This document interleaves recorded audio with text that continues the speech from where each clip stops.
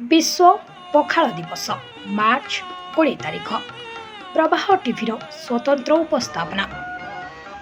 पखाल विषय आलोचना करने आगु पखाल को नहीं संगीत सुधाकर बालकृष्ण दासଙ୍କ कंठरे कविचंद्र कालीचरण पट्टनायक रचित प्रसिद्ध लोकगीत आस जीवन धन मोर पखाल कंसारू केई धाड़ी। ओडिया जीवन दुआ साग पखाल जगन्नाथ रसी खाए मने तू भाल चाखी नाही जिए थरे धिकता जनमरे चाखी नाही जिए थरे धिकता जनमरे मनीष जाकरे से तो अण पुरुषा आस जीवन धन मोर पखाल कंसा आस जीवन धन। मार्च 20 तारिख विश्व पखाल दिवस।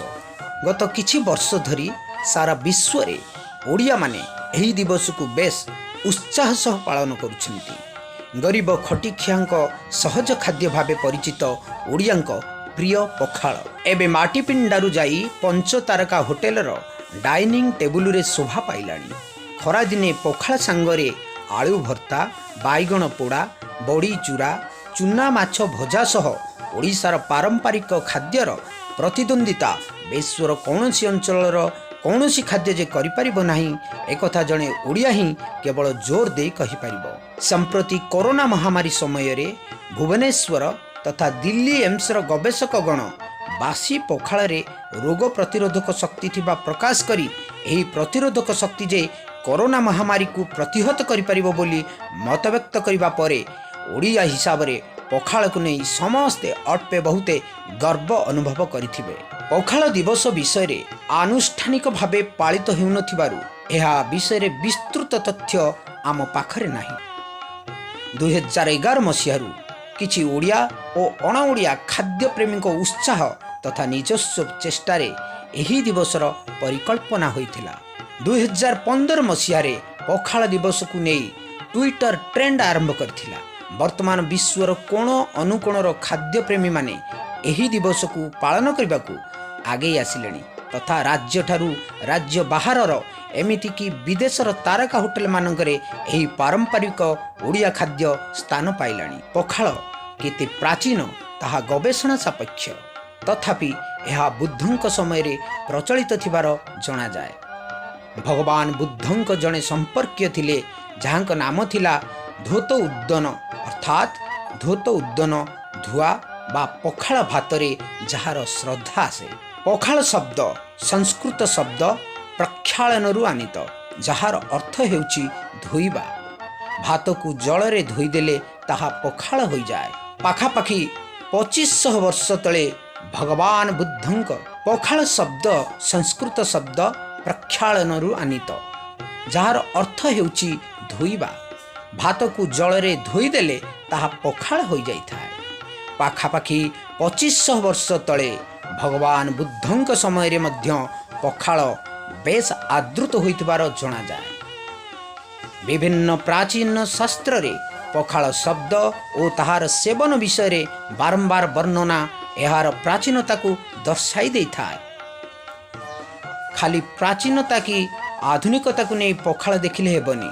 एहा जानतरे हेउ बा अजाणतरे हेउ प्रतिटी ओडियार अस्थि मजागत आदि होई जाइछि।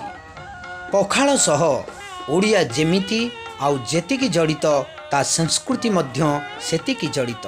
4.5 कोटी ओडियांक प्राणर ठाकुर महाप्रभु श्री जगन्नाथ मध्य पखाल सह अंगाअंगी भावे जड़ित। महाप्रभु निजर 56 भोगरे पखाल को मध्य स्थान देइछन्ति। श्रीमंदिर संध्या धूपरे 2 प्रकार पखाल भोग होइथाय। पानी पखाल 23 ओली चिपुड़ा पखाल 14 ओली। श्री गुंडीचा ठारू नीलाद्रि विजय समय को छाड़ीदेले अन्य सबुदिन महाप्रभु पखाल ग्रहण करी आत्मतृप्ति लाभ करती। खाली श्रीमंदिर कहीं एकाम्र भुवन अधीश्वर महाप्रभु लिंगराज को मध्य बड़ सिंहार भोग बेले पखाल सह कदली भजा ଭୋଗ ଲାଗି କରିବାର ବିଧି ରହିଅଛି। ଏଠାର ଅନ୍ୟ ଏକ ଉଲ୍ଲେଖନୀୟ କଥା ଏହିକି ଯେ ମାର୍ଗଶିର ମାସରେ ଘରେ ଘରେ ପାଳିତ ହେଉଥିବା ମାଣବସା ଓଷାରେ ମହାଲକ୍ଷ୍ମୀଙ୍କୁ ମଧ୍ୟ ଦହି ପଖାଳ, ପଖାଳ ସହ କମଳ ଶାଗ ଭୋଗ ଦେବାର ପରମ୍ପରା ରହିଛି। ଓଡ଼ିଆ ବାହାଘରରେ ଏହି ପଖାଳ ଖିଆରୁ ଆରମ୍ଭ ହୋଇଥାଏ। ବରପକ୍ଷ ସହ କନ୍ୟା ପକ୍ଷର ମଧୁର ସମ୍ପର୍କ। କଥାରେ ଅଛି, ସହି ହୁଏ ନାହିଁ ଟାଣ ଖରା କୁଲୋ, ସହି ହୁଏ ନାହିଁ ଟାଣ ଖରା କୁଲୋ, ମନ ଝୁରୁଥାଏ ପଖାଳ ସଙ୍ଗେ ବଡ଼ି ଚୁରାକୁ, ବଡ଼ି ଚୁରାକୁ। ବାସି ପଖାଳ ଟିକେ ଖାଇଦେଇ ତୋରାଣୀ ଟିକେ ପିଇଦେଲେ ଡହ ଡହ ଖରାରେ ପାଟିରୁ ଆପେ ଆପେ ବାହାରିଯାଏ, ଓଃ କି ଶାନ୍ତି। ଆଧୁନିକ ଶୈଳୀରେ, ଅତ୍ୟାଧୁନିକ ଜୀବନ ଶୈଳୀରେ ଅନେକ ପରମ୍ପରା ବଳି ପଡ଼ିଥିଲେ ବି ପଖାଳ ତାର ମହକ ହରାଇ ନାହିଁ।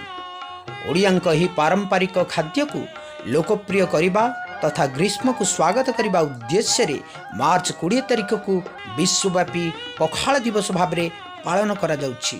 ପିଜା ବର୍ଗର ମାୟାରେ ରାଜଧାନୀବାସୀ କ୍ରମଶଃ ପଖାଳକୁ ପାସୋରି ଯାଉଥିବା ବେଳେ ରାଜଧାନୀର ଅସହ୍ୟ ଖରା ଓ ଅଂଶୁଘାତ ଜନିତ ସମସ୍ୟା ସହରିଆଙ୍କୁ ପୁଣି ପଖାଳ ମୁହାଁ କରିଛି।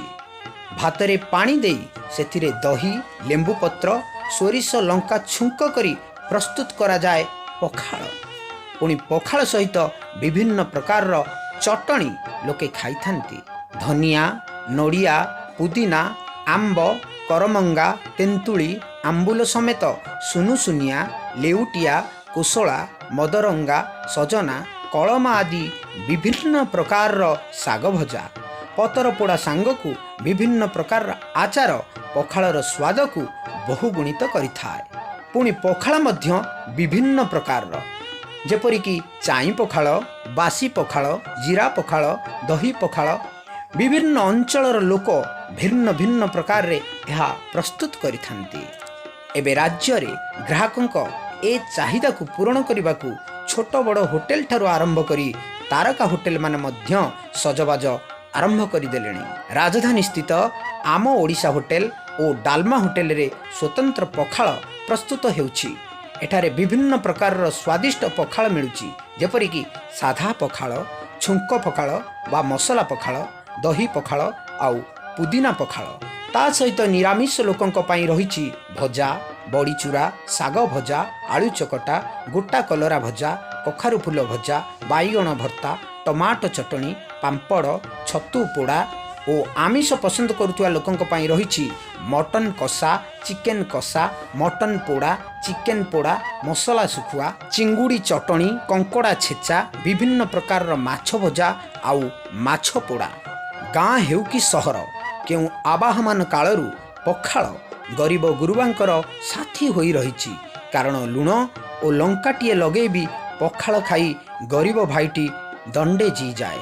ଏବେ ସହରର ଧନୀ ବର୍ଗର ଲୋକମାନେ ବି ପଖାଳ ପ୍ରେମରେ ପଡ଼ିଗଲେଣି। କିଏ ପଖାଳ ମୁଠିଏ ଖାଇ କହୁଛି ସବୁ ବାୟାରେ ମାୟା, ଆଉ କିଏ ପୁଣି କହୁଛି ଗୋଟେ ଖୁସି, ଆଉ କିଏ କହୁଛି why this Kolaveri di, why this Kolaveri di. ଆରେ ପ୍ରତି ଓଡ଼ିଆର ହୃଦୟ ଭିତରେ, ଆରେ ପ୍ରତି ଓଡ଼ିଆର ହୃଦୟ ଭିତରେ ପଖାଳ ରହିଛି ପୁରୀ। why this କୋଲାବରୀ ଡି, ଆରେ why this କୋଲାବରୀ ଡି। ଓଡ଼ିଶାରେ ଯଦିଓ ଛୁଙ୍କ ଦହି ପଖାଳ ଭାବରେ ସମସ୍ତେ ଜାଣନ୍ତି, ହେଲେ ଆସାମରେ ଏହାକୁ ପୋଇତା ଭାତ, ପଶ୍ଚିମବଙ୍ଗରେ ପାନ୍ତ ଭାତ, ଝାଡ଼ଖଣ୍ଡ ଆଉ ବିହାରରେ ମାରା ଭାତ, ଛତିଶଗଡ଼ରେ ବୋରେ ଭାତ, ମାଲାୟାଲମରେ ବଲ୍ଲୁଚେରୁ ଓ ତାମିଲନାଡୁରେ ବକାଲ ଭାତ ବୋଲି କୁହାଯାଏ। ଭୁବନେଶ୍ୱରରୁ ସରୋଜିନୀ ମହାପାତ୍ର ଦାସଙ୍କ ରିପୋର୍ଟ। ଜଟଣୀରୁ ଅଧ୍ୟାପକ ଡକ୍ଟର ଦିଲ୍ଲୀପ ମିଶ୍ର, ଶୁଭସ୍ମିତା, ରାୟଗଡ଼ାରୁ ହରିନାରାୟଣ ଦାସ, ପ୍ରଭା ଟିଭି।